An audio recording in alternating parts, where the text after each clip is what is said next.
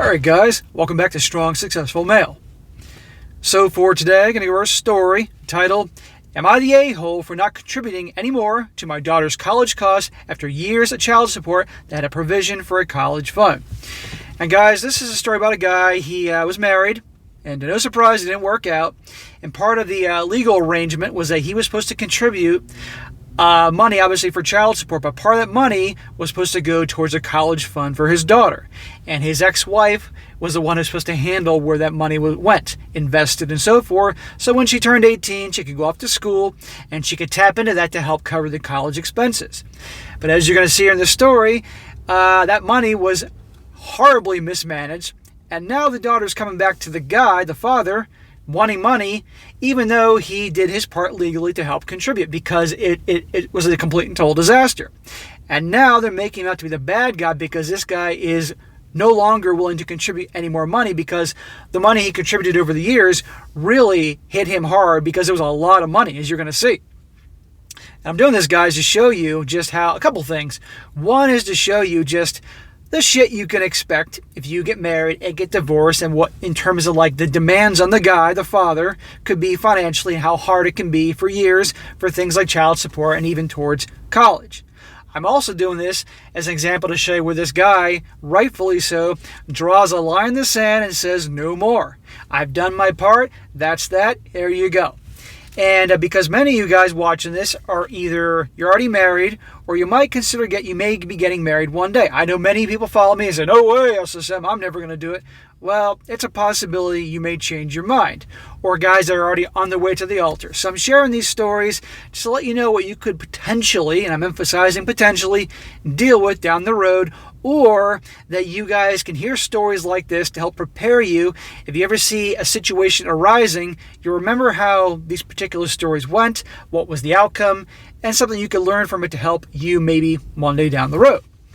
So, without any further ado, I will jump into it. This guy says, for almost 13 years, I was paying nearly 38% of my pre-tax income as child support for my daughter.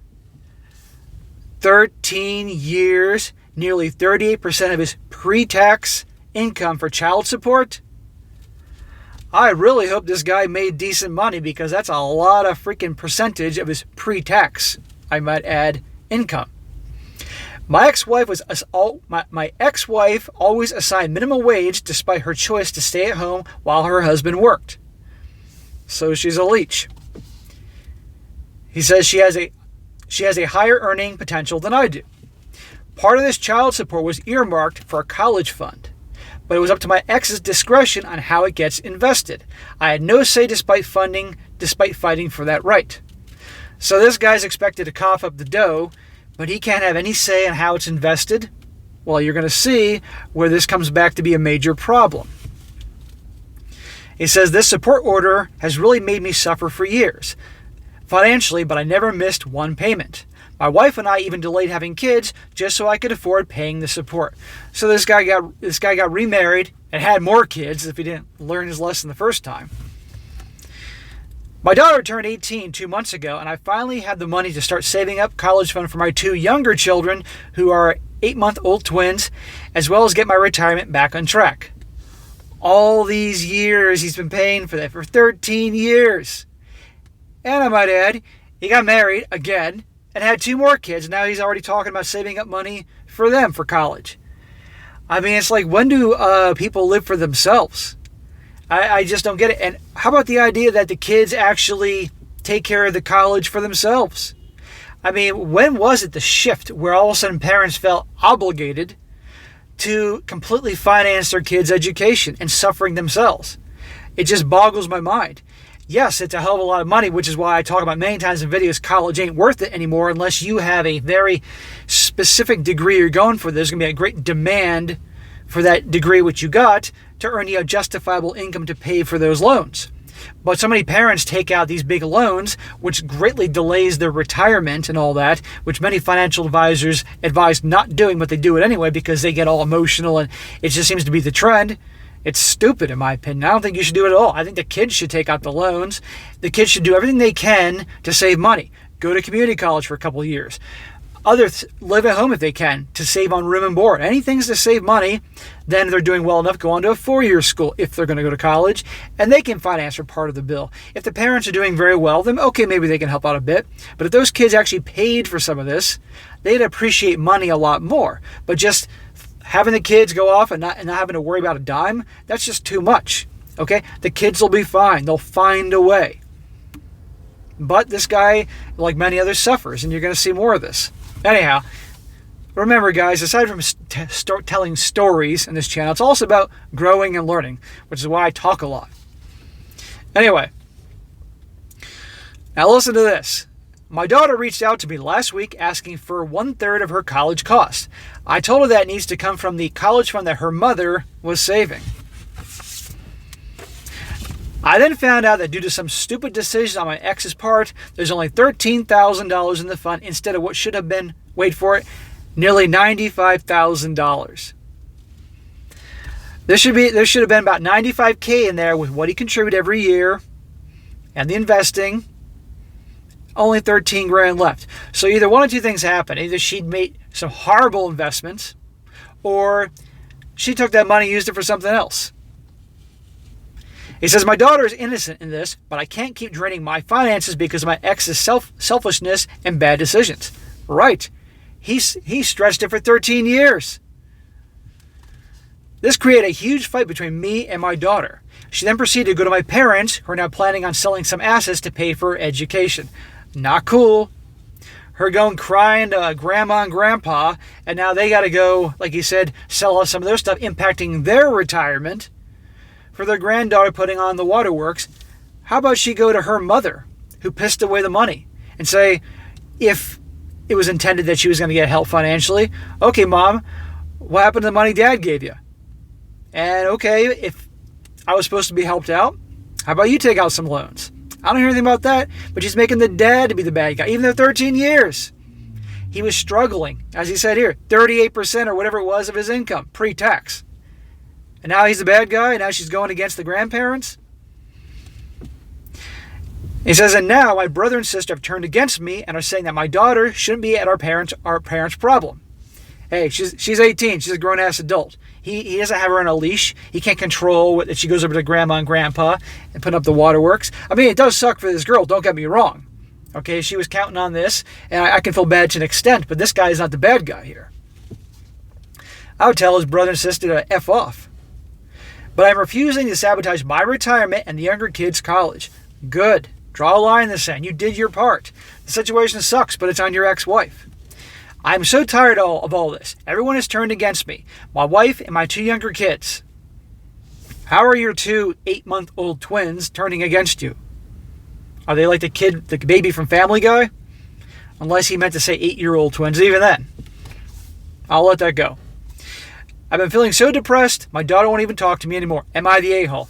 No, you're not the a-hole. Your ex-wife is the a-hole. It's a shitty situation, I agree, and it sucks for the daughter, but if I was a daughter, I'd be speaking to her mother about this. And if it means that she has to obviously take out loans, God forbid, then she's got to take out loans. Or find alternatives, like, again, go to community college for a couple of years. Live cheap, live at home, commute, whatever it is to save money. She got a nice lesson of life sucks sometimes, and you have to deal with it. A lesson of you can't trust other people with your money. But no, this guy isn't the a-hole here. And if he just was going to give money to her all over again, and for his own kids, and he's going to be working until he's 95 years old. And yeah, and as for his brother and sister, I tell them, kiss my ass. She did this, you go talk to her. I would also talk to his parents and say, don't sell up assets for her. But anyhow, guys, this is the type of crap you may potentially expect one day. So be aware of this. Now I'm going to review comments from the comment section. So I'm not alone in my views. One guy says, not the a-hole. You already paid for her college via the investment. The fact that her mother lost it all is not your fault. And I'm so tired of kids thinking that their parents must pay for their college. Newsflash, college is not a right, it is a choice. Yes, that's exactly it. Now, in the comment section, there were a lot of people that were overseas that don't live in the United States and started going off saying it is a right and blah, blah, blah, because overseas, college is funded by the government and all that, but guess where that comes from? Taxpayer money. And those same foreign countries don't have the same military budget that we have here in the US of A. But I don't want to get into politics here, so obviously they can afford those things, but in a different way of running things. But it's not a right, it's a choice. And it's proven more and more to be, in many circumstances, a bad choice. But it's a conversation for another day. The guy continues, another guy says, I'm always so confused by all the posts here regarding college funds. People can actually afford college funds? ? Regular people? ? My college fund was, if you go to community college and then the local state university, you can live at home to save money. There you go, like I said before. Which I'm grateful for because it helped me to take on much less debt. But like holy hell, do people generally expect their parents to pay for college? I thought just dealing with years and years of student debt was the nearly universal experience. Yeah, I think the kids should take on some debt so they can appreciate the money being spent. Otherwise, it's just like, hey, whatever. It doesn't make a difference to me because, hey, my parents are paying for it. The kids should be doing, like this guy said, community college, maybe living at home for a couple of years, even 1 year. Having some loans. Having them have to pay for some loans. Working during school. It should be game responsibility. Financial management. Things like that. Another guy says the OP, the original poster, should send his daughter a copy of the child support order, which should stipulate that it also covers college saving. Maybe also include his taxes for a few years so she can see how much of his total income she got. Lay out the numbers for her, then as her to follow up with the mom on where the money went. In other words, show her the numbers. Here's where all the money went. This is what I had to pay for you. You can see it right here. Here were the legal shit. They said I had to pay for this, and here's proof of the taxes, blah, blah, blah. But at the end of the day, she's 18. She's emotional. You think that's really going to matter to her? No. But he can still show it to her. Another guy says, absolutely 100% on many levels. In fact, the daughter is the a-hole for going to the guy's parents and creating a rift in her father's family. Right. Not only is this not the OP's problem, as he already paid the funds for her college tuition, but it's definitely, and he wrote in giant letters, definitely, not her grandparents. The OP's ex-wife should be taking out loans to cover the funds that she squandered.